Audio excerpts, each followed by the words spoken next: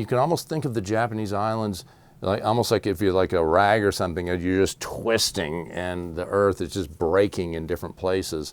So you get both earthquakes that are non-tsunamigenic, that are just because there's been a fracture in the rock somewhere inside the plate, but you also get earthquakes at the edges of subducting plates, which will displace a column of water, and that produces a tsunami. I'm Gregory Smits, Professor of History and Asian Studies at Penn State University. I have several areas in which I do research, and one of them is the history of science and also social history of earthquakes in Japan. So Japan is among the most seismically active areas of the world. It's not the only place. Italy would be in competition for the title of most seismically active, as well as, and China has quite a lot of earthquakes, in Taiwan. But the reason for earthquakes almost anywhere in the world, although not 100% of them, but most of them, is plate tectonics. Right? So the Earth's crust, and a little bit more than the crust, is, you can think of it as just chunks of that as plates that are floating about. Many of the plates in Japan, here's a chart of them. You can see the Pacific plate is subducting underneath this gray area, which is the North American plate. Some people call them other things, by the way, but these are the most common names. This purple one is the Philippine Sea plate, which is subducting yet in a different angle under both the North American and the Eurasian plate. So you see this is very complex convergence of four different tectonic plates, two of which are going under each other. So this latest one, it has just occurred. So when I last looked at the U.S. Geological Survey site for the technical information, there's still some things that are being worked out. So you'll see reports that it's magnitude 7.4 all the way to 7.7, and that'll, in a couple more days, that'll be set. But it's so somewhere between 7.4 and 7.7, which is to say that's a large earthquake in a sense. It's very common to get sevens out in this area, which is to say they're big, but they're well within the normal zone.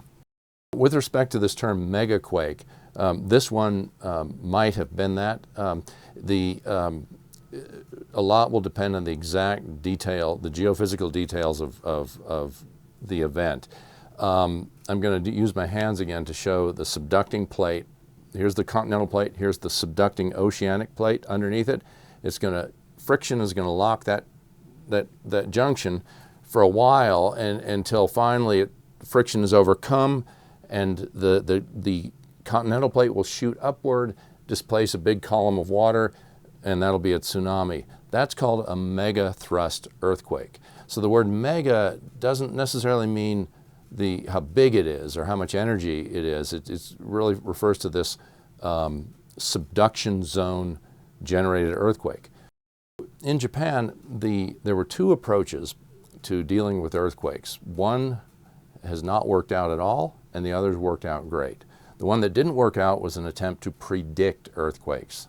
That remains impossible. There's approximately a 0%. You will always hear after every earthquake a bunch of people saying they predicted it, but predicting it before it happens is impossible. Buildings that can withstand the forces is where Japan excels. And the key is, really simply stated, is ductile materials. So in other words, materials that give, that have some flex to them.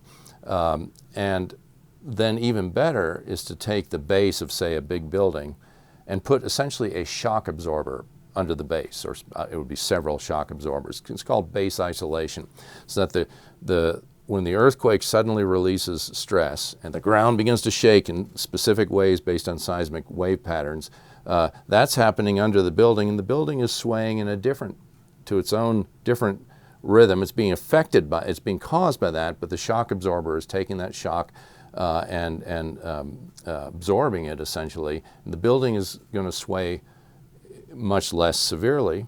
If the building itself was also made of ductile material, which they all are based on modern building codes, there are lessons for the rest of the world. This could be done, the same thing, and could be and is being done in Italy, in Los Angeles, California, and so forth. It's at its most advanced in Japan. But these principles, it's called anti-seismic engineering. And anti-seismic engineering, it can be done anywhere. Now, over the years, when I pay attention to earthquakes popping off in different parts of the world, I'm amazed at how much destruction will occur in, say, Iran, which is another place that's prone to many earthquakes, with a magnitude 6.5 or something, which in Japan people would barely notice. And it's just because you have this rigid, it's a brick and mortar type construction, which is the worst thing you want to have in an earthquake, versus advanced anti-seismic engineering in a place like Japan. So yes, this is Japan's anti-seismic engineering could be a model for many other places in the world.